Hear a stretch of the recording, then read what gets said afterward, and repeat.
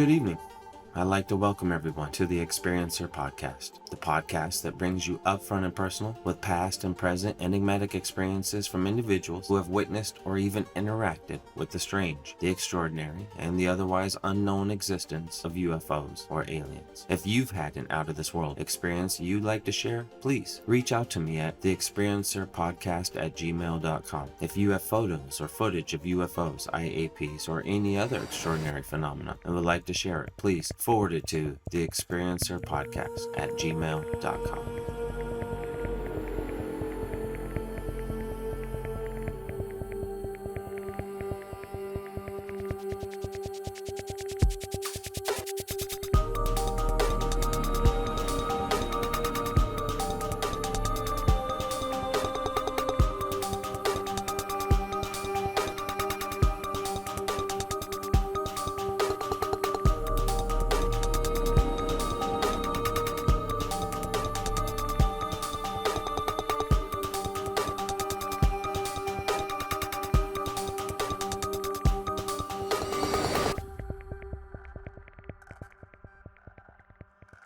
And welcome back, everyone. I am very happy and thankful to be able to broadcast with you all and share the following experiences from today's guest. I am going to keep this simple. I'll introduce our guest, and otherwise we'll jump right into the show and let him tell us the gist of it. This is Marko Sakren, writer, producer, director of Glenbrook Studios. Thank you for being with us here this evening. Good evening, Christopher.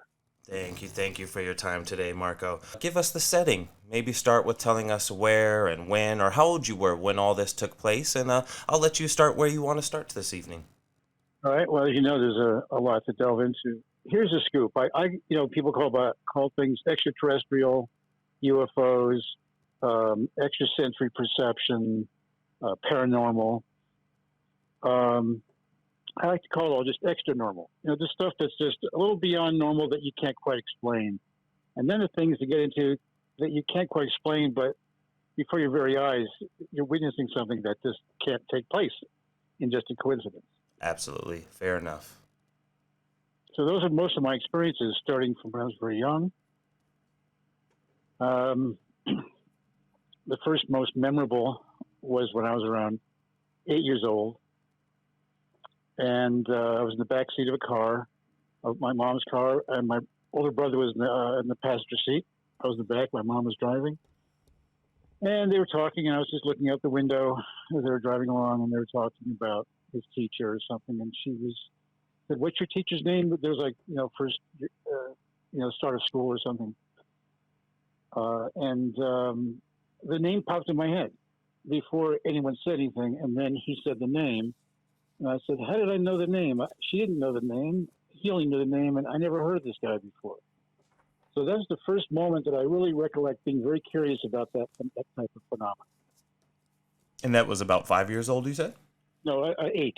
Thank you. So that was the first thing, inkling. I mean, I can ramble. For 45 minutes. Happy to.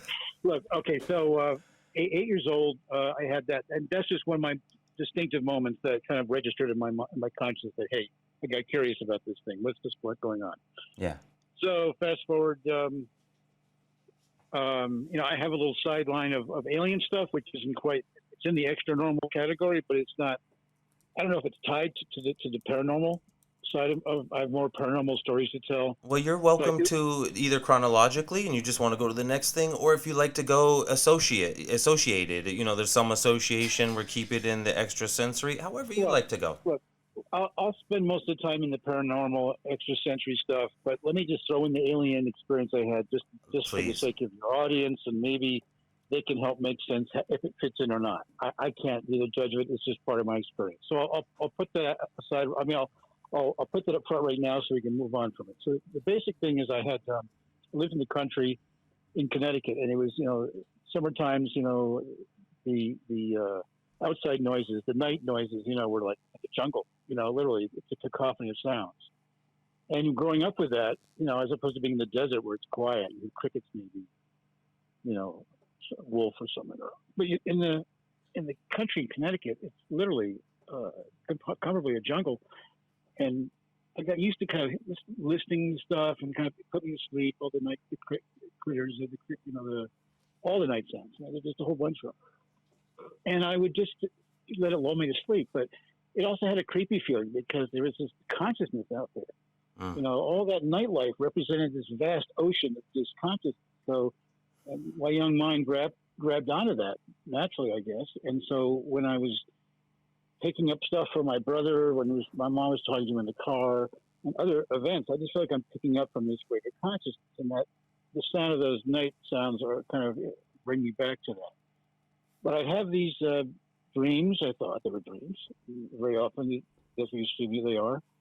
And it was at a time when there's a lot of UFO sightings and stuff going on. So, it might have been influenced by that. That's why I like Outer Limits and that type of period, 60s, late 50s, 60s. So there's, the Barney and what's your name, were yeah, it was a popular flap too at that time. Picked up in New Hampshire, and I was in Connecticut. So, so UFOs is much on my mind. And I might get this a little better order because it's a long time ago. But the details I remember, and I'll go back a step further.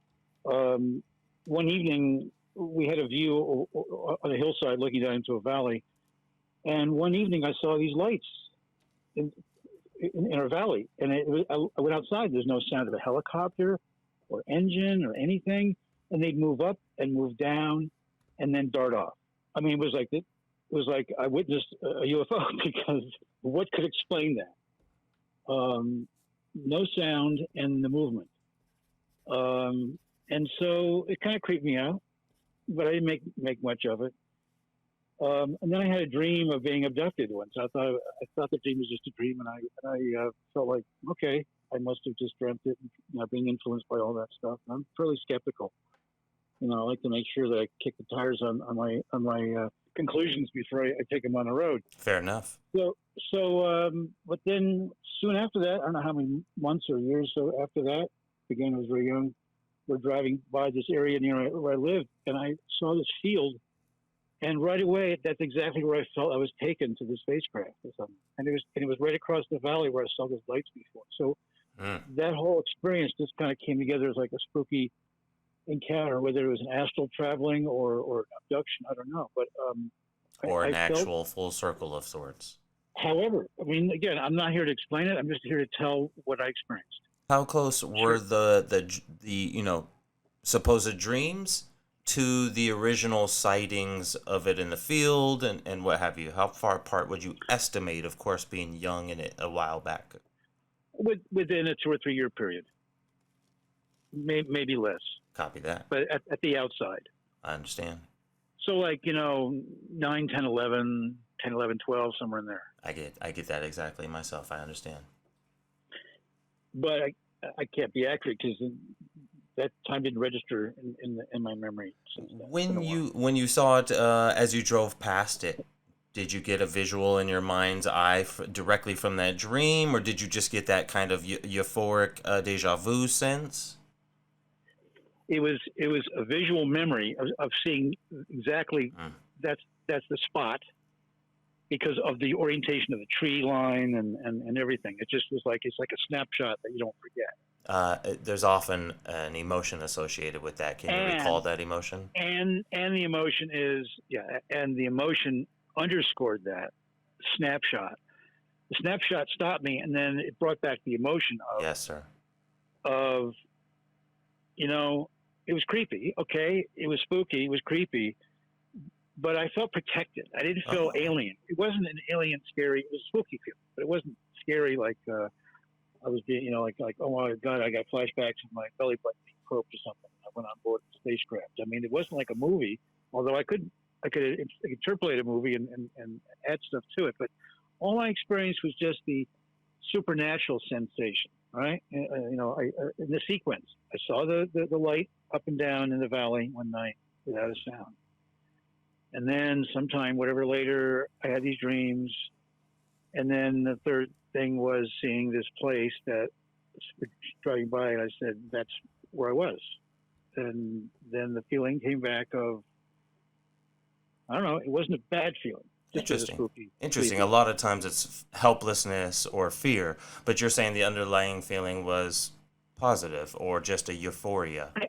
whether it was a dream only, and I was just associating stuff because it was just loosely able to connect in my mind and create the illusion that something real was happening. Sure. Maybe some trick of the eye created the lights in the sky, and then I had a dream, and then I saw this field, and it could be a deja vu kind of thing, where it really wasn't actual reality of being abducted and going anywhere. Indeed. But I've been very connected to the astral travel, to the paranormal level of consciousness of living for so long, for most of my life, if not all of it. I feel so connected that I don't rule that out. I don't rule out that if it is alien, I felt I connected to it on a higher consciousness level, and that was fine with me. Yeah, if that was and chronologically speaking, this happens pretty early on in your lifetime of events. So, in some shape or form, it feels tied in. Yeah, would that be fair to say? It ties in on the paranormal level, but everything else that I have to tell is really just on the psychic, paranormal, or psychometric or psychometry, as it's called. There's a famous psychic named Edgar Cayce. Have you ever heard of him? Of course. Right. The Sleeping Prophet. Thank you. Right. He would speak from his laying down in a trance, and so, and he predicted a lot of stuff. And then there was another contemporary, another guy named not L. Ron Hubbard, who did the Scientology, but another gentleman. I would get confused. Not L. Ron Hubbard. You talking about the Golden Dawn psychic? I have to. You know what? I haven't thought about it. I didn't come prepared for this interview. No worries. I understand in association. The name is out there, but anyway, his secretary / protege, because he was out there too, like Edgar Cayce as a psychic, right? And so his secretary, who turned into his protege, who became one of the two teachers that I trained under to do psychometry in 1980, was a point in my life that was another turning point. So between the 8 to 12-year-old age up till I was, what did I say, 20? Yeah, up to the age of 20. No, I was 22 years old. And so at 22, I really got into the psychic world because, again, I can tell a whole other story between what happens between these spots, but I could spend hours doing this. But suffice to say that a balloon that landed in the orchard where I grew up in 1980 had a ticket tied to it that led me to a place 100 miles away that the balloon traveled to meet a psychic in New Jersey. And because of that interest I had, my mother took interest in my interest, and she showed me an article of someone locally who was a psychic that was speaking, and so I went to that event. So if it weren't for that balloon and me going to the psychic and being disappointed because he was a charlatan psychic, my mom wouldn't have presented this article to me to draw my attention to this woman who's in town talking about psychic phenomena. And she partnered with this Patricia Hayes, who was the secretary / protege of this other famous psychic alongside Edgar Cayce. And someone could look up that name and it's out there. I talked to her afterwards.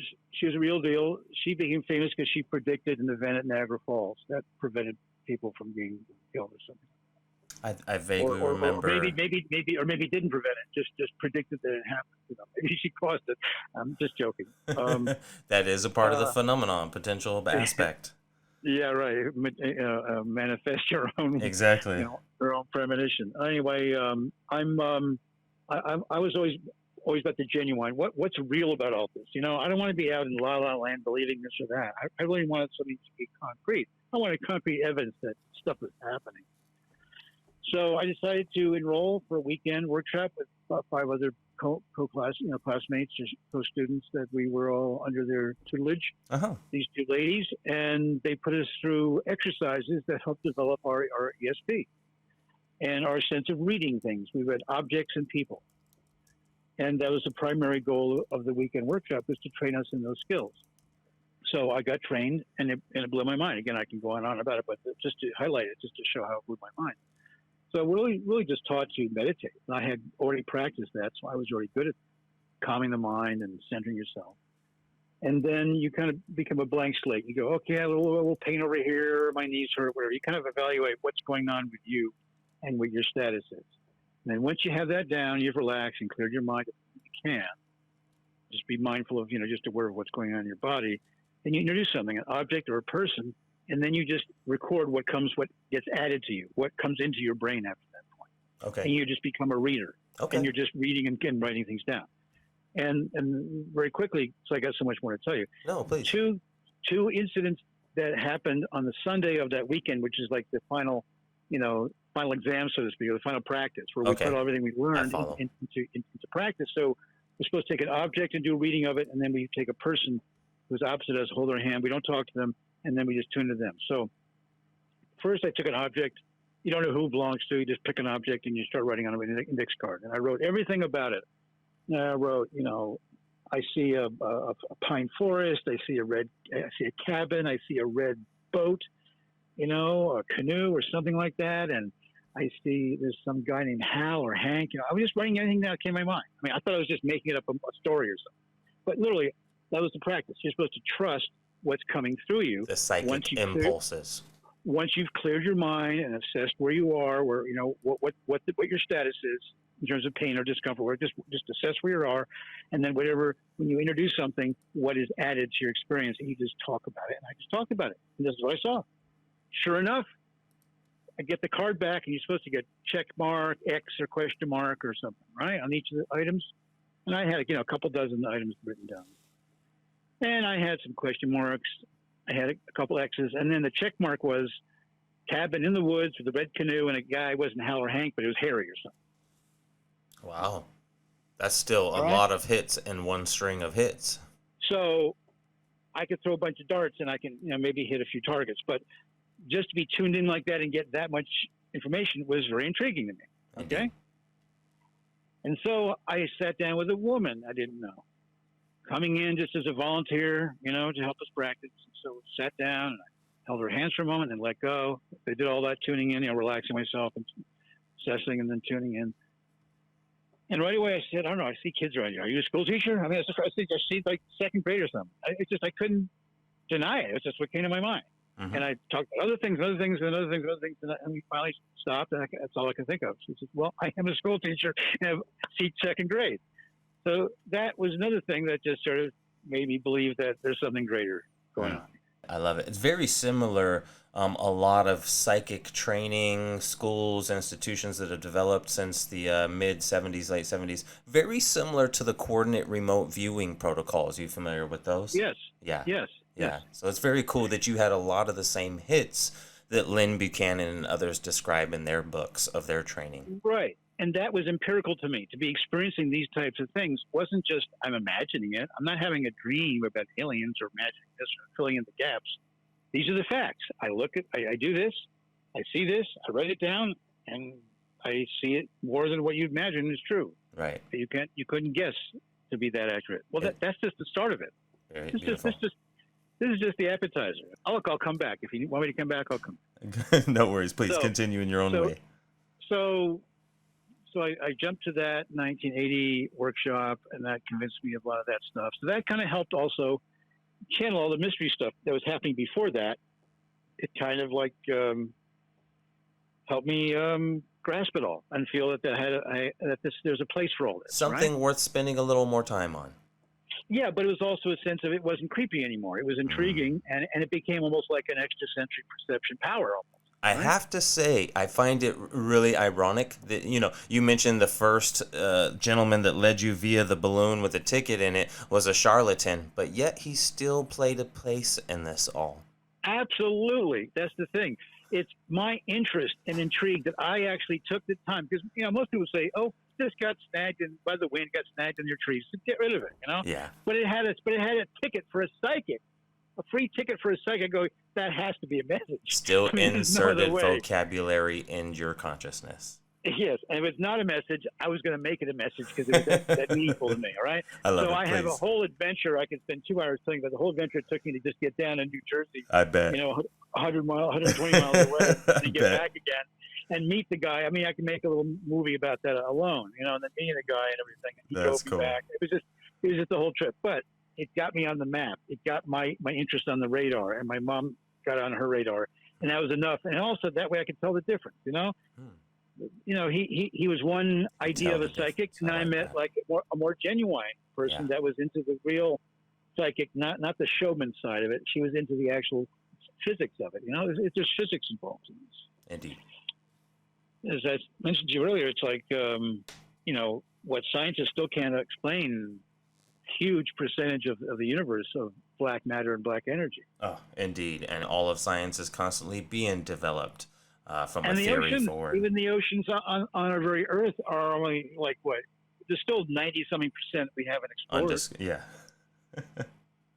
So the unknown is still vast out there, and we'll never know an explanation for all of it until we understand all of it. And it's going to take many generations. Although things are speeding up much faster, where each generation can consume more data and all that, and just how we're designed. But it's almost like a natural progress that we just don't know is happening about the unknown. So let me sum this up. So Please. I learned psychometry. Psychometry is taking an object or a person or whatever, just taking something, and you put it as your center of consciousness, and you respond off of it. Okay? So I've learned a couple things. I've learned that if I ask, I shall receive. If I ask a question, I will get the answer. So I go, okay, something enters my mind. Who are you? Oh, I got an answer. If I don't ask, I don't get an answer. So I've gotten used to asking things. So beautiful. So here's an example I wanted to bring up too. So around that time, 81, maybe 1981, something like that. About a year later, within that year, so I was now kind of a trained psychic. I didn't, I had a diploma, whatever it was. I mean, that's just funny talk. Still, it's an awesome endeavor, nonetheless. Yeah, I went through a weekend workshop, and I came out with some skills. A trained psychic. There you go. And so, I have my whatever the belt is, karate. My black you belt. had the white belt in psychic, yeah. That's it, right. I'm working my way up to psychometry, yeah. Psychometry. Thank you, Marko.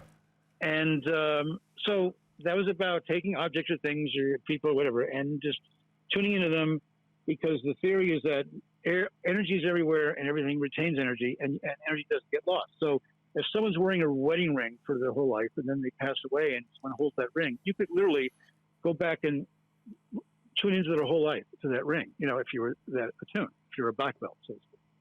But being a white belt, I just get bits and pieces, and I get enough to construct enough of an impression of things. So maybe eventually I'll be black belt. I'll let you know. I'll get back on your program when that happens. Please always feel welcome, even at the yellow belt, Marko. Great, very good. You have to keep me apprised of all the levels. Go ahead. I'm so sorry. So anyway, so I started to use it as my little superpower, right? My little secret superpower. I wasn't going to the races and betting on the horses, because it wasn't like that type of superpower where, like in Back to the Future, where they go back and get all the winning horses and then go in the future and bet on them. Got the manual, yeah. Or the other way around, go in the future to see them and come back, bet on them, whatever. I'm old-time dyslexic, pardon me. So, here's the other thing. So I was with a friend of mine, and we're looking for some stickers. And he was looking for the stickers. I was just going along with him. So we went to another friend of ours' house, a house he was staying with another bunch of people. This is during our end of college years. So it was like a frat house kind of thing, but, with 5 or 6 guys or something, and they all have a bedroom. But it's a big house, right? It has a huge foyer. You walk in, there's a foyer. That type of house, right? And so he went right to our friend's bedroom to look for the stickers. That's his logical place. So I go to his bed. He's looking for the bedroom stuff. And I'm waiting there for him, standing in the foyer at the front entrance inside. And I ask, okay, if I were these stickers, where would I be? Literally, right? Literally thought that. I've been asking. So I go, okay, here I go. I'm going to use it. Okay, if I were these stickers, where would I be? And I just walked at 2 or 3 paces to this wall where there was a cabinet. I opened the cabinet. And in the cabinet was these little tiny drawers that are used for workshops, like in the garage, little drawer things. Okay, yeah. Utility drawers, the Tallmans for screws and stuff. There's like 1 or 2 of those in there. And I went to one little drawer, and now the second drawer I pulled open, there were the stickers. Explain that. I love that you preceded it with a question. That's awesome. You followed your training, as simple as it may appear. It took 2 steps forward and the second try of a drawer to find them. And it's not a living sentient object. It's a non-organic object, right? Right, but I'm getting I'm going with the flow. I'm asking where they are, and I'm trusting my instincts. I'm just doing what a crazy person would do: follow the ghost, and just do their thing. But it paid off. I found the friggin' things within 3 moves. I have had instances like that. I won't go into mine, but I have had.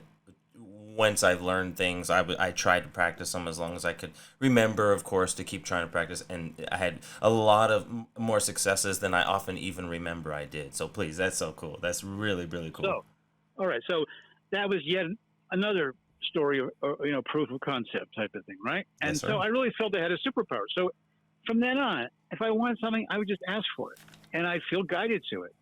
And to this day, I feel like I'm guided to everything I need to succeed. It just happens if I let it happen. I ask for it and let it happen. So I don't know if it's just I have good karma at this point. I don't know. I've been a pretty good guy all my life. I'm not perfect. I've done some things I take back, but still, how to explain that? So I'm very religious, or not say religious, very spiritual that way. So in the beginning of our conversation, we're talking about the alien stuff and maybe these other connections tied to the paranormal. It's that it's one big consciousness. And so I was able to tap into that in a very realistic way with proof that it works. I am absolutely on the same page with you, and they're really cool associated experiences. So please, I know that you have more. Continue, Marko. Let me get the next one. Well, let me get to the next one, which is kind of the main course. And we can always go backward in time if we need to. But the next one is tied to the 1980 weekend intensive on psychometry and psychic skills. Awesome. Yeah, with these two gals. So I told you about these. I picked up this object from the mantelpiece. I forgot what it was, jewelry or something. And then I tuned into this teacher. Well, the other exercise was one of our teachers, one of the psychic teachers, had a psychic drawing. She did psychic drawings. Everyone does have their own little artistic avenue to express themselves, and hers was to draw with pastel crayons, just abstract kind of free-flowing stream of consciousness drawings, and then let people interpret them. Yes, sir. So she raised up a picture. It's about 7 inches by 8 inches, kind of 8, 10 inches like that. Not too big. Pastel drawing. Well, okay, I'll do it. Raise my hand because no one else wanted it. So I took it and I looked at it. I said, geez, that looks like the World Trade Center towers, and the South Tower is cracking off and falling to the southeast. I better write that down. So I write down everything I see in the picture. And then there's a stairway there that's going nowhere. It's just a stairway, and then there's nothing beyond it. And there's all this rubble all around. This pile of rubble everywhere. What is this? This is science fiction. So I wrote it all down. I wrote 2 pages in my journal. Right? 21 years later, I'm on a plane leaving Manhattan after I have a pitch to IBM for a show I've been producing for them for a couple of years. Every year we pitch again. And I go to New York, where it was an input session to pitch. So the input session was on September 10th, and we're flying out late. And on September 11th, 2001, I'm in the plane on the tarmac at 12:01. We're supposed to leave at 2 a.m., and we're on the tarmac for 3 hours. So I was probably one of the last planes leaving New York City. JFK, I think it was, on 9/11. The night before 9/11 or on 9/11 itself? Well, I was leaving the night before, but I was in the plane for so long that it became 9/11. It became after midnight 9/11. So it was the very wee hours of 9/11 that I'm waiting on the tarmac, and I'm finally trapped on the plane for 3 hours. It's fun. No. When they're saying in 20 minutes we'll be going, guys, and another 20 minutes, tell you the passengers that 8, 10 times. Yeah. So then we're finally taking off. We get home. I'm exhausted, and I flop down in bed here in Vegas. 3 hours difference. I go to bed, and my wife wakes me up saying, "Honey, the towers are down." When the towers are down, and then the first thing I thought was New York City, and I said, "What? There's a blackout?" I lived back east, so there was a blackout back in the 70s. Towers are down, blackout. What do you mean? I looked up, and it was right on the news at that moment. They're showing the plane crashing in there. Yeah, I remember it being morning news for me as well. And all of a sudden, it all flashed back to me, and I said, "This is what I saw." And so, fast forward October 1st, 2001, 3 weeks later, I was going back to New York to do the pitch. And afterwards, after we pitched, me and the CEO and my creative director, we just decided to take a detour, go down not to the ground zero. And we went down there to have the cabbie drop us off. And we walked around ground zero on October 1st, 2001, walking through all the rubble.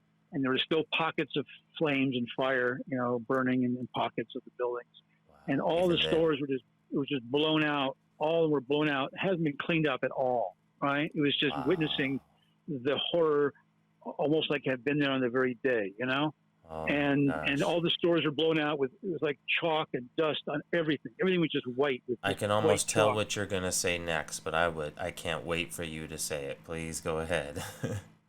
So I have to also do a flashback to 1974 when I was around 16 and the World Trade Center towers were built. And I thought they were ugly, but I still wanted to see them because they're the biggest things in the world, tallest things in the world. So I went down there and I knew New York well. I've been roaming the streets since I was 12. My brother lived there and everything. So I knew New York like the back of my hand. So I just wanted to go down there. I went down there and I went up to the top of the South Tower. And I had this experience where I got past security because they took two or three elevators to get up there. And I finally got up there and they hadn't finished the floor off. The glass was in, but all the ceiling was all still open. And 360 degrees, other than the elevator shaft, was just wide open. I had the whole single floor on the South Tower, like the 7th floor or 6th floor or whatever it was, like a few floors from the top. I went to the highest one and there I had this whole place to myself and I see the shadow of the buildings going into Long Island. And I just felt like that was a moment for me. I was right there, right? You were there on the top floor during its completion, on my own floor. And you were there on your own floor, so psychically tuned in, if you will, to this building. Here I am back. Now, fast forward again to October 1st, 2001, where I'm roaming the wreckage, seeing all the blown out stores with all the clothing on the racks, but everything's dusted with white, chalk. Everything's just like a surreal black and white, sepia, not sepia, but really black and white kind of effect. And fires are burning. It's like you're in a war zone. It's like it was like Berlin in the 1940s, seeing all the wreckage, because they hadn't cleaned it up yet. They're still just rescuing and trying to get, things kind of settled down there before they can move anything out. So I was witness to that, right? And I smelled it. Most things I could smell it. The concrete, the metal, the burning. There's a whole combination. I'll never forget the memory of that smell. It's hard to describe a smell. It's like trying to describe a color. But that smell was distinct. Like steel and asphalt and concrete and wires and everything wrapped together. Put all together, and it had a chemical, or it had a very metallic, I bet. kind of sense to it. It's hard to describe it, all that. But anyway, and then we're I'm looking at it, and this is the pile that I saw in that picture, right? And the South Tower cracked off southeast that I wrote. So there are about a dozen things I wrote in my journal in 1980 that came true 21 years later, not because I saw them, but because this woman did a picture that I interpreted, and I just saw what she told me. So I was believing in her talents.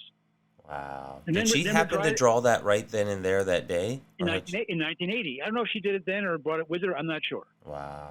But around that time. So 21 years prior, she drew that. And she was her premonition that I was recording and then witnessing later. And then when we're leaving that little tour, we're driving off in the next cab to the airport. And as we're driving past, there's this staircase to nowhere. Right there. I'm passing it. And that's the staircase that this woman's life was saved in. It was all over the news. Oh. So here, 21 years earlier, I'm writing about the stuff that I'm now witnessing with my own eyes. Were you tapped into her, or was she tapped into you? No, I was tapped into her, but I chose to interpret her picture because I was the one chosen to interpret it because I was going to witness it. I now entered history by accepting to interpret her picture. I'm tapping in, she's tapping in, whatever. I'm now a very attuned, and that's what that workshop was about. It was about attunement. I think that's how they described it, to find your way to attune yourself to what's around you and attuning yourself to the spirit and to what's greater than you. It's just all of that. So we were all part of it, and I was just, interpreting it. But it blew my mind when I saw it. I mean, it really knocked me out for months after that. Oh, rightfully so. My fuses were burned. It was like you know, finding I a like little that. sticker. Find a little sticker in that house was nothing compared to this. This was like I like that, Marko. a nuclear reactor exploding. Wow. I mean, to witness the surreal things of. So I made a movie about that. My seventh. Great. What am I? I'm sorry. What was it? My fifth or sixth movie, feature film I made about it, a documentary about that whole experience from 1980 to witnessing 9/11. Oh, that's awesome. And then I might have to bug you for that spec script someday, Marko, okay. just to read it personally. I made the movie. You could transcribe it if you want. Oh, you did make it.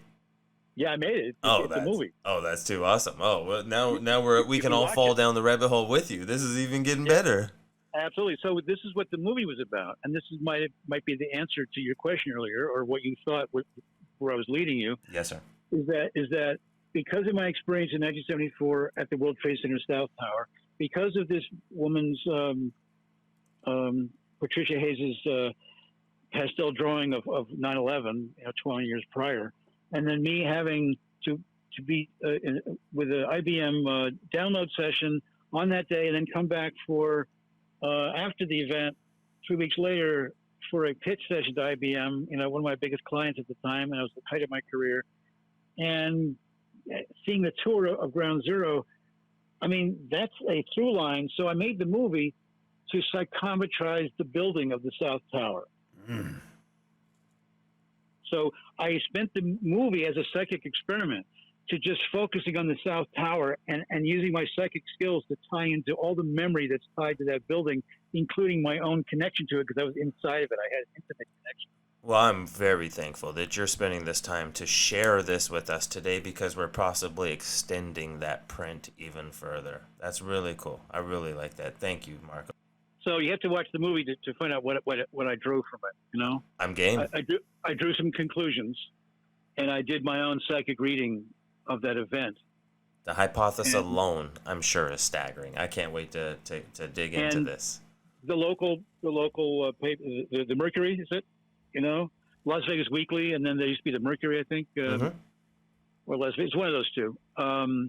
They wrote it up, and the headline for my movie review was a stunning achievement in filmmaking, and they meant that in a little double entendre way. A stunning, because I was pretty shocking to be.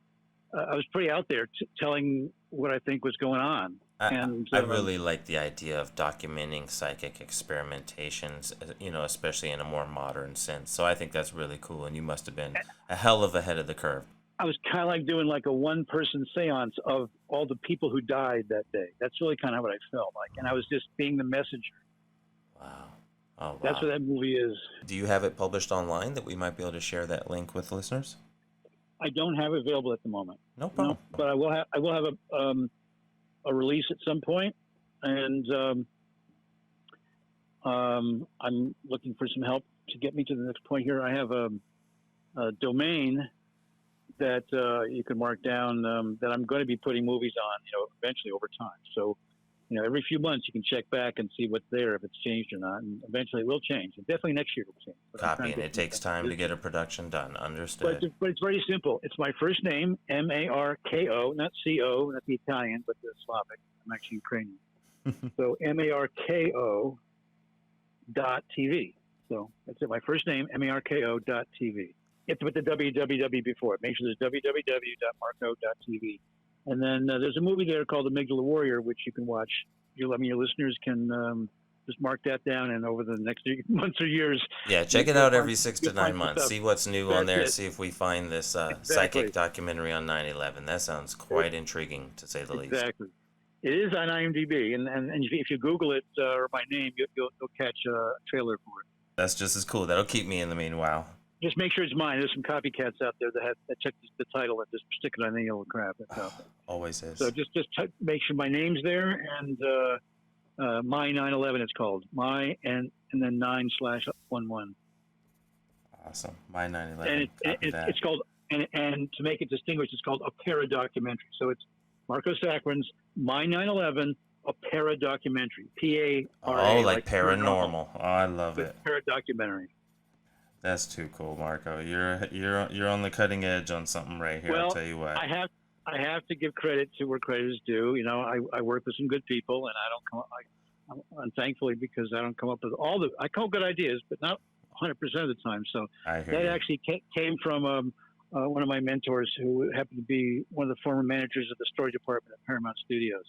And Ah, so he was consulting with me at the time, and he suggested that I call it a para-documentary, and I thought that was clever. So I give him credit. I love Michael it. Mead. I love it. A true creative gives credit where credit is due and is open to suggestions at the same time. I love it. You have to. Indeed.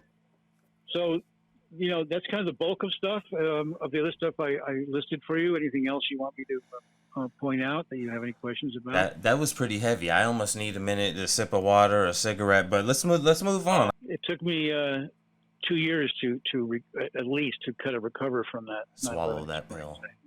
Right. And Some things. I'm just still now recovering, literally. No, Still, I started seeing taking deja vus into a place of dreams where I saw my future. I realized that deja vus aren't what we've already seen; they're glimpses into the future.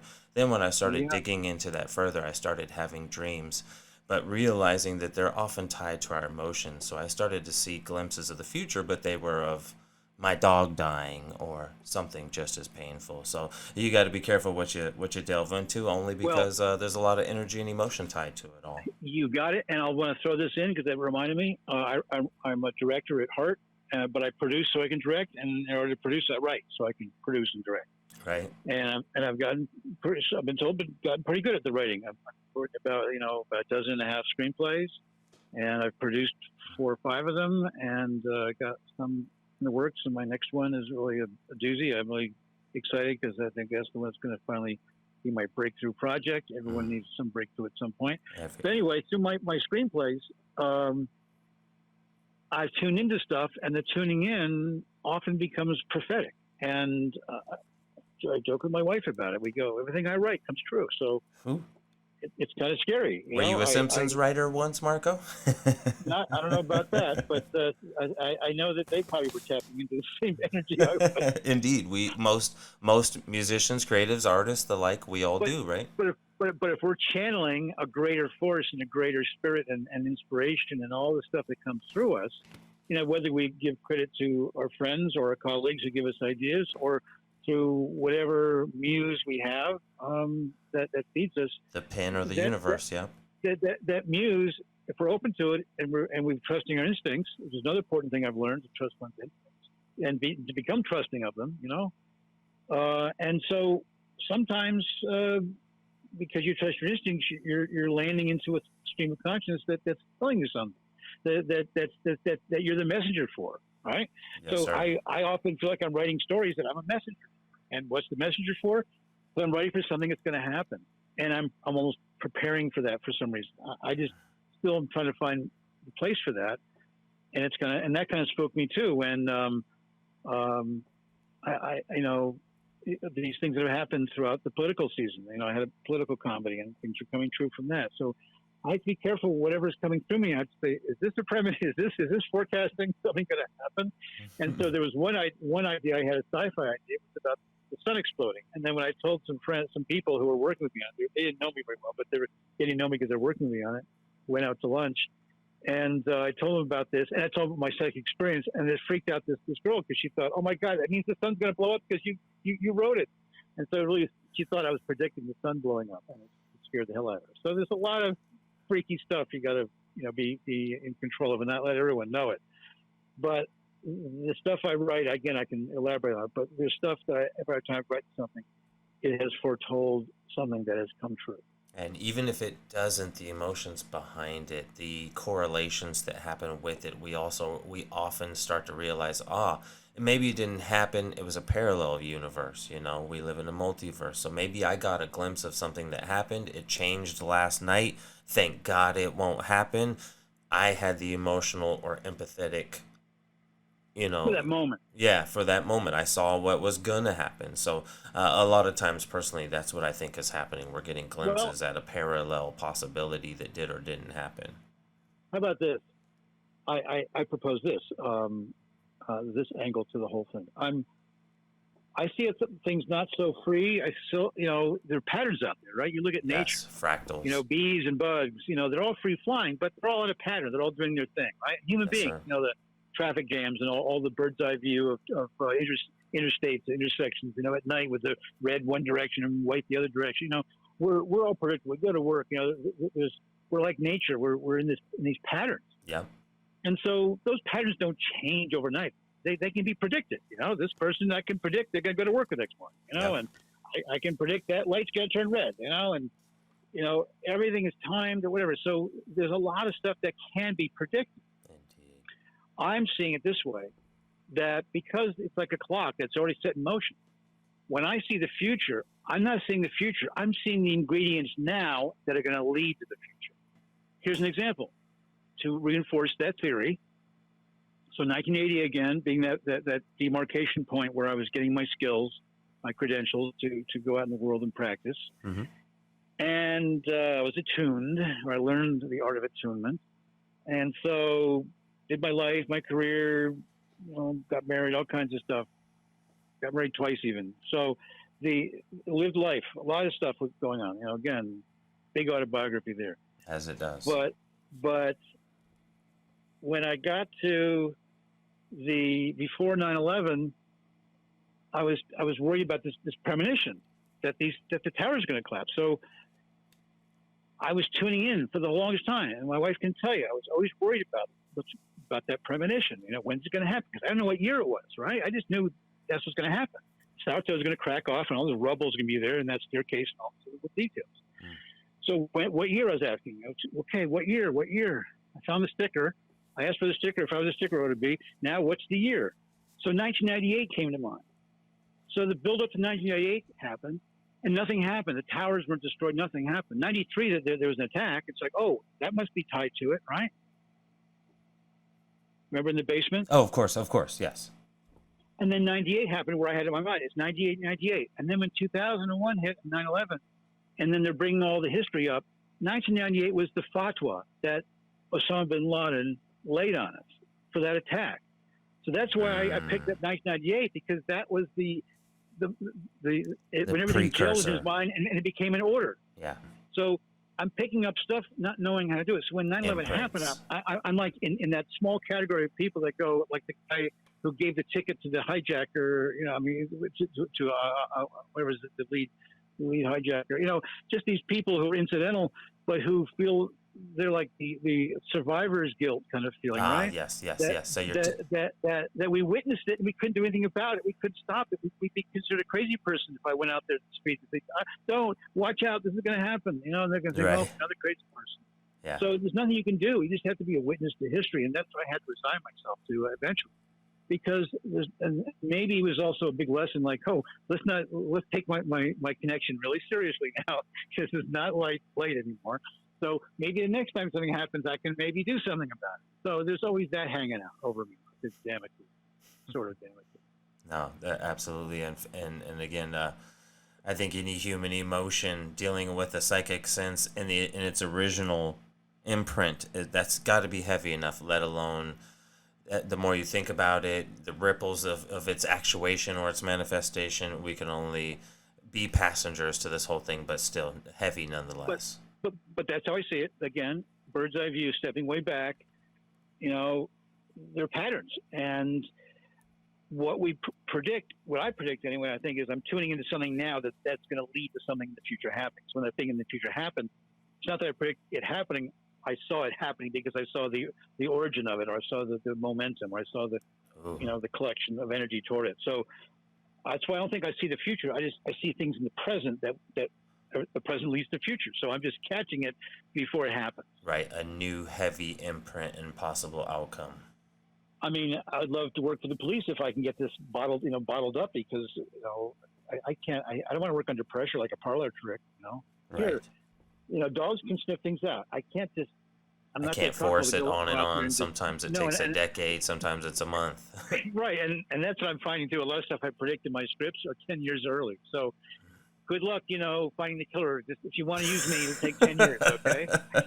But hey, you gotta lead, so when those But I'll find him. yeah, but it'll take 10 years. you got Okay, a I head get it. start. So when those leads pop up, start to get to work. Right. I'll tell you right now where he'll be in 10 years. All right. Yeah, that's the human side of it all, isn't it? Yeah, it is.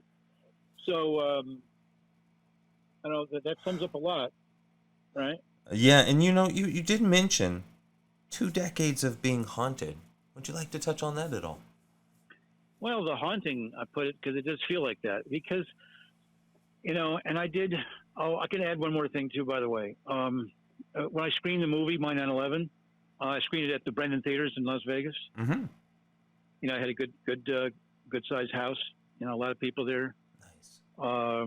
People came up afterwards and congratulated me, but what I documented there was another fact in my life. When I was 5 years old, growing up on this farm in Connecticut, I fell off a roof onto my back onto a stone patio and cracked my skull. Holy shit. But it didn't crack because I was just 5 years old. It was still made of rubber. Soft, yeah. But it dented it and it cut it, and I had over a dozen stitches in my skull, in a 5-year-old's head. And it knocked me out, of course. And then when I came to, I was trying to catch my breath because it knocked the wind out of me. And then I didn't know I was injured because there was no pain. Because when you have that kind of injury, it's just the body kicks in and numbs itself. So I just was crying because I wanted my mommy. I went, I walked 50 yards. And then I was home, and then I walked in, and my mom freaked out, seeing me just covered in blood. Went to the doctor, got sewn up. But I included that in my story and then one of the audience members came up after the screening and said, there's I don't know if he said there's proof or there's studies or whatever he said in that vein, that people with head injuries often can open up to psychic skill, clairvoyance or clairaudience or something like that. It can open up the brain to those to receiving easier than someone without that damage or something. It shocks the brain or it forces the brain to fill in or something. Open I don't know. synapses, crossover. Right. Yeah. And it's right in my crown. I landed right in my crown, not in the back of my head, but right almost at the top. It's just down from the top, right in the spot that is like the top of the body. Holy. And I think it did. I think it did open me up. It did create a lot of distress in my physical body, and I have disabilities that were triggered due to that. That is definitely something that is noted and observed in cases, right, where either people get injured and gain either added mathematics that they never knew, right, or even psychic abilities, all the way right, to people who have had post-traumatic stress, even that it may cause the stress, but at the same time it causes some new induced abilities or perception. So it does happen in rare cases. It's almost near death. I mean, it was a traumatic brain injury, and I was young enough to bounce back. But if that happened to me now, I'd be a vegetable. It probably happened at that early age so that it could, cause whatever I had to do. Because the story is simple. I just liked adventure, and I lured our 2 dogs up to this slopey roof that used to be a chicken coop, so it was easy to get in from the bottom and climb up and whatever. It's just a roof to get on. I found my way. I was an adventurer. And I was just stupidly wanting to bring the dogs over to one area, and I put the pan. I was luring them with their dog food in pans, and then when I got to the end, I stopped because there was the edge of the roof. I wanted to put the pans down, but they jumped on me to jump on the food and push me off.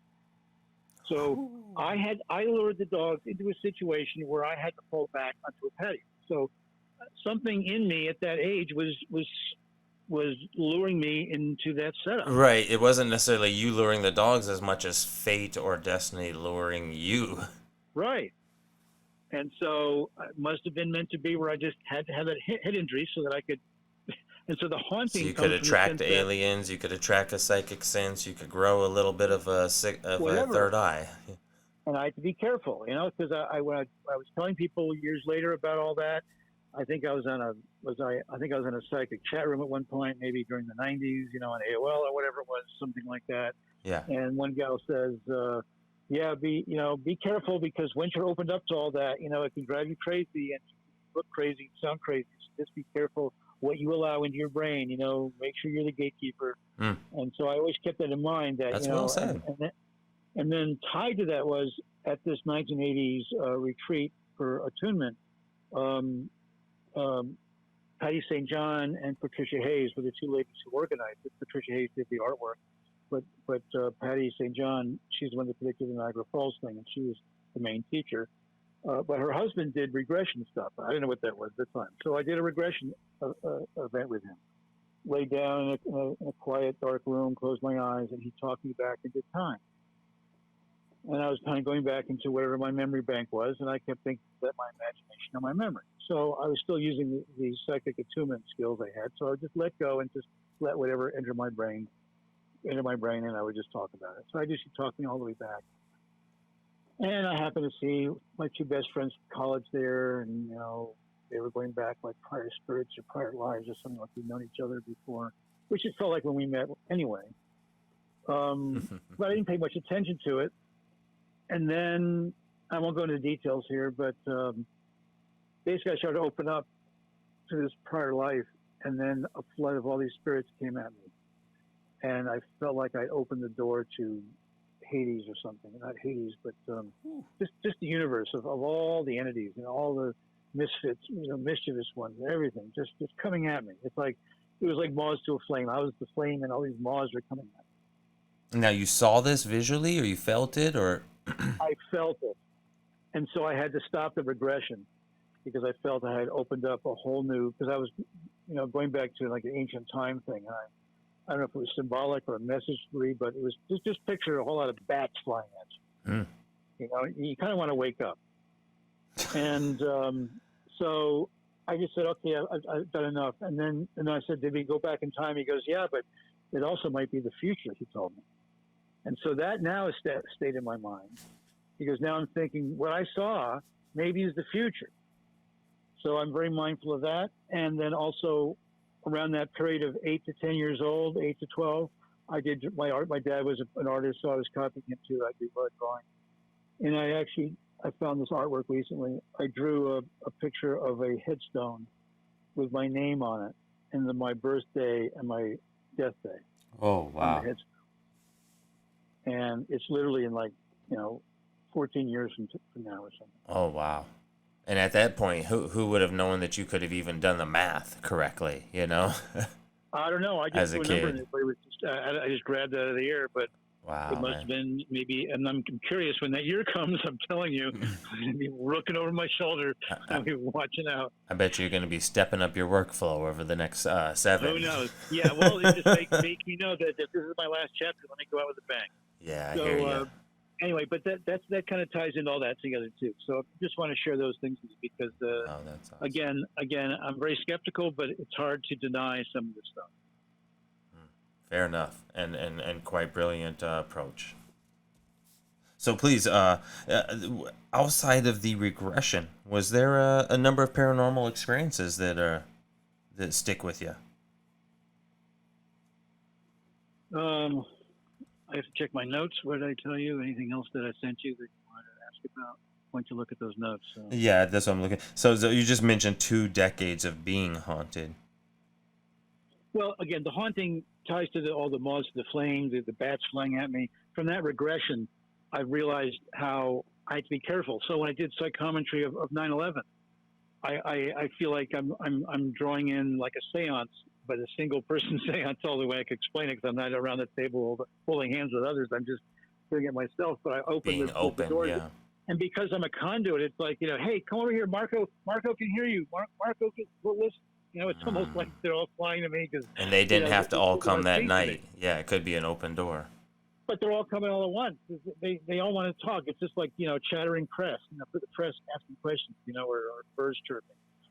So to me, not that I visualize it, but I don't see it. It's not a clairvoyant thing, but it's what it feels like, what I sense in my extrasensory perception makes me feel like I got to be careful opening up, because I don't know who will come, who will be flying in. It's just like haunted houses and ghosts and everything. You either have to believe everyone perishes with their body, or something stays. That there's something that is eternal that keeps changing and moving along. Maybe cows become humans? How do cow spirits become humans? Or maybe they stay in the cow world? Do they go down to the squirrel world? I mean, you can think of this whole I vast love thing that. going on there. Indeed. And talk about multiverses, that's nature's multiverse. And Yes. I'm very influenced by Indian culture and Vedanta society stuff. I did a very, another spiritual retreat I did, fasting for 6 months and a very high-end meditation spiritual retreat for me to, again, grasp all this stuff. And that was like 1981, 82. Oh, wow. Around 83, I think, so in that area. Yeah, it taught you the vegetarian, clean body, clean mind kind of thing. Everything, but I actually, again, that's probably another show to tell you about all that. This sounds like we may have you back next season, brother. I hitchhiked to the very tip of Baja with $20 in my pocket, and I only had $20 because my friend, who I asked to drop me off on the freeway on ramp, said, "Here's $20. This will start you off." And I spent a whole journey hitchhiking down to the very tip of Baja, about 1,000 some odd miles down and back.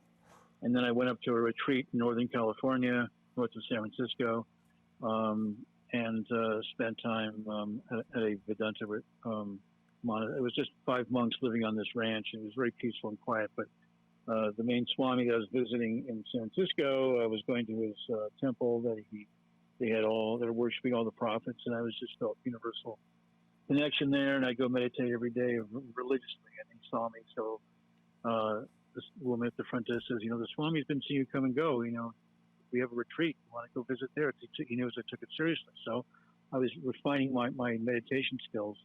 And again, to sum it up, I finally went to the retreat, and I was able to sit still in this one. They had a little meditation space, a small space, no bigger than a closet, but nice and carpeted, and it was very just empty, and a little altar place at the end, and you sit there and with pillows and you quiet yourself. And I was able to go in there every day, meditate for 5 hours straight, still my mind for 5 hours. Wow. And I did that for a couple of weeks, and I kind of wanted to stay. It was kind of peaceful. Of course, it was kind of escaping the world. And so I asked the Swami, I was there for a week, and then I said, "Can you stay?" He let me stay one more week. But then the third week, he said, "No, it's time for you to go now and take what you've learned here and take it out to the world." So I've been taking that to heart ever since. I think you've had me with more wows, humph, grunts, and and noises tonight than I've had on any of the episodes prior, Marko. Really stimulating food for thought, man. Thank you for sharing. Well, I'm glad I have the experience to share with you.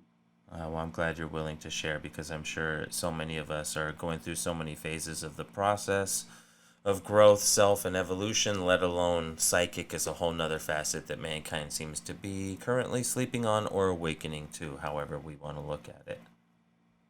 Well, as an organism, humankind is still very young. Marko, if I will, you've answered a lot of things tonight that are often in my first 3-4 questions. I'd like to pass an idea by you I've been kicking around, and as a fellow artist and psychic, we'll say, trained psychic, if not at all, let me bounce an idea off you. I love to think of art and artists, and we do say so, that, it's a reflection of society, right? Whether you're a painter or a movie maker in today's modern world, art is often a reflection of the society or the subconscious of the human organism. Right. Would that be fair? Would you agree? That's fair. It's an expression of our being, of our existence, and it's often a reflection of our surroundings and how we see the world. And every artist is different, taps into different areas of that. But musicians differently, everybody poets differently. But it is often a reflection or an expression of how we see the world, how we filter the world. I mean, however it is, the artist is the person. This is how I put it. There's a lot of order out there, but there's also sort of some things that seem chaotic. Well, the artist should actually make order out of chaos for people. Help make order out of it, That's the artist's job. Although the 20th century blew that up by deconstructing, and now artists were about destroying all the order and making it all broken up, all the way to Picasso. But, we've gone through that. Now it's time to make order again. And even in Picasso, it's showing chaos, but in such an orderly fashion, too. It was actually about perception, or kind of breaking the fourth wall in a little bit of consciousness. And then adding your own thing, just not being afraid to copy anything and just doing something original.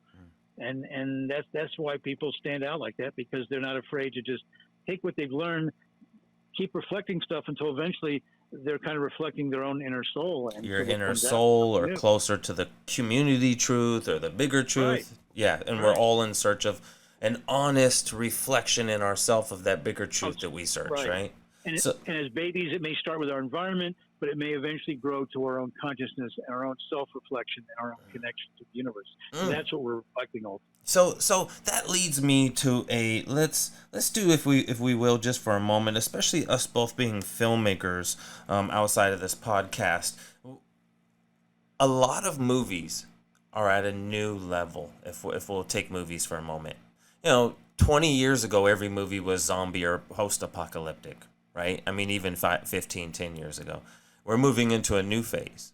Now it's all, if we'll generalize, it's way more sci-fi now. It's about consciousness. It's about AI. it's about AI. It's about multiverse. It's about parallel dimensions.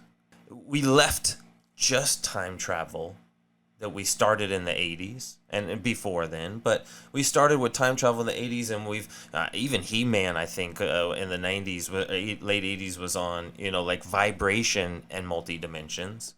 And now, what movie isn't about the multiverse or parallel dimensions? Well, that's the theme. Matrix kind of started the thing, right? Matrix kind Definitely of was the popularized it, yeah. Right, and you can go back in time, all the way to H.G. Wells and going back, to all kinds of, Lovecraft. time travel and, TV show called The Prisoner. I mean, there's all kinds of ways that there's expressing that kind of, alternate world. You did, Inception, right? That Star came out. Trek, Lost in Space, a little bit of everything, Right. talked about that. But those are trends. That's what artists are capitalizing on, because the public wants that, because it's the latest, hottest thing. But when those things die off or mutate to something new, what's that next thing going to be? I'm always trying to use my skills to say, well, what's the next thing going to be, so I can pick up the next wave. Indeed, be on the front of the trend, surf it. Because it takes a while to make movies. When you do a painting, you can do a painting in a day, and then, hey, I got a painting, guys. This is what was in my head. But a movie, you got to take months, 18 years, months to 3 years, right? yeah. So it's like, when you first think about doing it, until anyone sees it, it's going to be way down the road, and then will it be passé at that point? It's not meant for the time you think about it. So I believe I have the type of brain that sees things, so that when I make things, the timing is good, because it's all about timing and release of projects too. As far as success of art currently, yeah. But I'm still trying that out. But yeah, I agree with you in terms of artists are about reflecting and often putting a mirror up to society, or often just extracting inspiration from and then creating their own filter and their own perception. Yeah, and I see movies. Yeah. Yeah, and I see what you're saying completely. I also think, when something vibrates as authentic, right? That's when you get the green light. That's when people agree with you and give you money. So even though there's things that trending, sometimes even that trending can be that vibration that we're all feeling. So we hold this project or this filmmaker up high, Right, right. I just caught Jaws 3, 4, or 5 or something. It was so bad and cheesy. It's like they were rigging every last little dollar out of this thing, right? Yeah, it's not the definitely a trend Jaws, there. So the point is, the business aspect of things like Hollywood, they're trying to wring every dollar out of something so they can kind of just get every little bit of fruit out of that tree, and then they move on. But they're not going to leave fruit on the tree, so they're going to get every drop out of it. A sad truth. Yeah. But those are trends. Those are things. The dystopian stuff. iRobot. Just catching that on. So these futuristic things. I'm working into the futuristic world too, because I might as well. With all this experience now, living in the future, basically. So I'm actually conceiving of a couple of future projects. One of them is an AI project, and it's not dystopian. It's utopian. So I'm going to open up. I'm sharing the secret here, and anyone want to jump on board, I want to try to get there first. But my sci-fi projects will be noted by utopian qualities, not the dystopian qualities. And the way I explain that is, people are going to be falling in love with the greater possibilities as opposed to all the things that were our fears.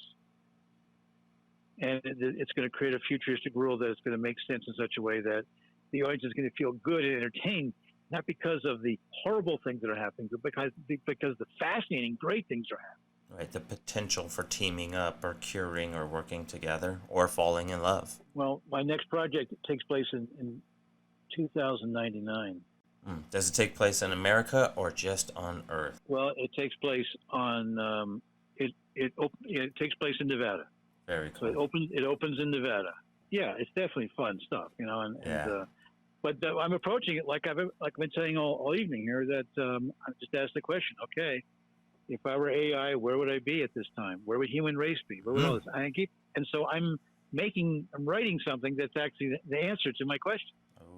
So who knows? I could be foretelling the future. You could be tapping it, or maybe an inkling of it, or maybe reflecting on it so that we can think about what we do today with that. But I'm not creating a whole.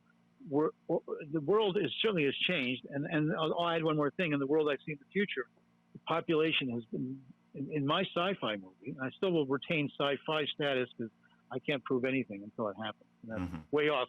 I won't be alive probably when that happens, so I can't really say I can foretell it. But the population of the Earth is going to be diminished, and maybe it's that year, maybe it's 100 years later, or 1,000 years later. But for the sake of the story, I wanted to minimize it to just the surviving numbers of humans that have survived. That's the only dystopian quality, is that fact. But everything else, we're still healing as a species from the truth that we have created.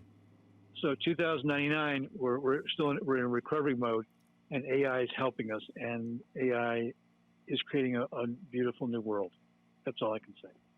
That sounds idyllic, and whoa, don't we all hold on to hope and something to fight for? That's it. So I'm taking a dark subject and I'm making it bright. So well, that would be a smart time for AI to work with us. Like, hey, we're not going to kick you while we're down. We're going to help you lift up. Well, I don't want to give away too much, but I'll give away one more thing, and that is my theory, or the answer to my questions about things that confirm later theory. So the dinosaurs came along, to stamp down the earth, create those organisms, from the world, and then create all the dinosaurs and all the plant matter and all the fauna in Florida that just created the petroleum oil of today, basically, right? All the algae, all that stuff that just got reduced to oil. We wouldn't be without them. And so the oil became the power of the Industrial Revolution and science and computers and electricity and everything. And, nuclear came along too, but oil is still there. Running it, we're just sapping all the sinuses of the earth dry, that stuff, to just crank out more and more stuff. But in that process of energy, we're creating this new technology called AI. And so I see AI as the third wave there. So you had dinosaurs, human beings, and now you have AI. And dinosaurs led to human beings led to AI. You can't have one without the other. So that's the next step in the evolutionary ladder I have. So I'm giving away the premise of the movie, and that's all I'm going to talk about. I hope to see something like that pop up in 9 to 18 months on the website. We might be fortunate. Right. Well, no, I ask anyone who's listening, do not steal my idea. If you like it, join forces with me. There you have it. We wish you clarity and energy and grace with that follow through, brother. Let's see. I do have a number of questions that I love to finish the show with. Sure. You've knocked out a bunch of them, so I'm just going to skip ahead, if you will. Let's do whatever you want. In hindsight, is there anything you interpret differently, both the paranormal or the UFO, the prophetic and psychic insights, training as it goes? Is there anything, thoughts, feelings, or how you intuit these experiences in life that, with time you've been able to have an objectivity on the serendipity, or you feel something or see something you didn't 20, 30 years ago? Is there anything you like to share about the hindsight of this all? Well, when you say hindsight, I'm picturing, okay, from when I was 8 years old and that teacher's name came into my mind in that car my mom was driving, my brother was sitting in, all the way to today. It was unknown back then. It was kind of scary. It was exciting and scary at the same time. Now, with all my experience I've been through and all the exploration I've done and all the, pushing the limits and test driving my skills and kind of figuring it all out to the best I can, the best of my ability, as best I can. I developed a faith. So, my faith in the greater of everything is pretty much how I feel centered in it all. and I don't try to go off on tangents of my imagination, about what aliens look like and all that. Although, if I wanted to, I would just ask, and what would they look like? And I do contemplate that a lot, but I don't put a lot of attention to it because I'm more of an empirical scientist, So I deal with the empirical. When things are real, they're real. I pay attention. If they're not, I'll use them as fiction in a story, but the reality is what matters. And where I'm based in reality, the reality to me is the things that have been proven to me over time. So all the stories I've told you and many more have reinforced my sense of what I believe in and what I don't. But beyond that is faith in something greater that I don't need the whole explanation for. I don't want a whole explanation. That's what faith is for. So you can relieve your mind of having to comprehend it all. Just kind of know it and believe it. So the serendipity helped reinforce the faith of it all. Well, I believe in destiny. I believe, like I said, I believe in patterns. And I do feel my life has been tossed around. I've, for various reasons, I've taken different directions, moved, done this, careers change and, all kinds of stuff, traveled across country, moved across country numerous times. So, a lot of things happen and I kind of go kicking and screaming with changes or this or that. But in the end, I look back and I go, no, it was all part of the pattern, what my life needed to be. And I'm netted out being pretty happy with my life. I wasn't easy. I've had very difficult times, but even the difficult times have tempered my steel and have made me understand that life is about enduring as well as being inspired by it. But you got to know how to endure life, and all the fears of the aliens or anything, all that stuff. I feel I've grown more fearless than fearful. I'm gonna take those words "endure" strongly from you, brother. So those are the conclusions I've drawn, that I'm not to be afraid. Strong conclusions. I'm obviously telling everybody else, don't be afraid. But I can't talk for everybody else. Maybe I just have good karma and other people don't. I don't know. Or made the right choice in the right moment.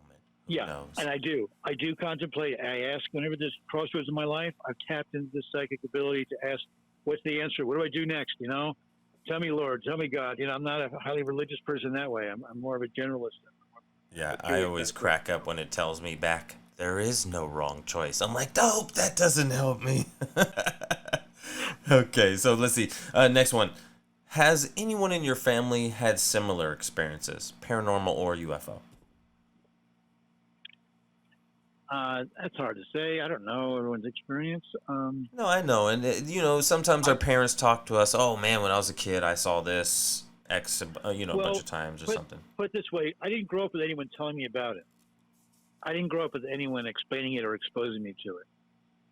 It was these occasions that things happened to me that I go, something has to explain this. So it's an experience that happened to me that I got fascinated with. It's nothing that was introduced to me. Absolutely. Except the Ouija board. I did have I forgot who was it introduced me to the Ouija board, and then I had some freaky experiences with the Ouija board too. Oh man, let me write this note for next season. Here we go. Yep. I'll tell you the Ouija board stories. And those are hard to explain too. I'm telling you, just like finding the sticker, that story that finding the sticker, the Ouija board stuff is as mind blowing as that. Indeed. All right. Here's my final question for you, Marko. Have you ever reported your paranormal or UFO experiences to any agency? UFO, it would be, something like MUFON or the National UFO Reporting Center for the paranormal. I don't even know personally. I need to look into what some of the paranormal research centers are these days that one could report to. But have you ever reported to any agencies yourself? No, I haven't thought of it. I haven't had a need to. Never crossed my mind, and really haven't even thought about it until you brought it up. Yeah. There we go. There you have it. That's often the case. Marko, we had a great time. You shared your life, and I learned a lot personally that edified some of my own life experiences, as well as just excited to learn from yours. So thank you for coming on tonight, and thank you for sharing. Good. I hope it wasn't too long. Not at all. Very good. Well, it was my pleasure spending time with you and answering your questions and sharing, stuff that I hope helps people understand themselves better. Indeed, that is the endeavor, believe it or not. Thank you, Marko. I appreciate your time this evening. Thank you so very much. Likewise. Have a good evening. I'd like to thank you all for hanging with us today. If you enjoyed what you heard, please like, subscribe, or follow the Experiencer Podcast. If you have an experience you'd like to share, you can contact me at theexperiencerpodcast@gmail.com with your story. The Experiencer Podcast is building a companion website that will showcase and feature any accompanying photos, footage, or details allowed or submitted alongside stories featured when permissible. It is in this vein that the Experiencer Podcast is seeking and now accepting any footage of alleged sightings, encounters, or experiences caught on camera. Please forward any links, footage, or photos via WeTransfer or Dropbox to theexperiencerpodcast@gmail.com. Thanks again, everyone, and until next time, be sure to take care and, of course, keep those eyes on the skies.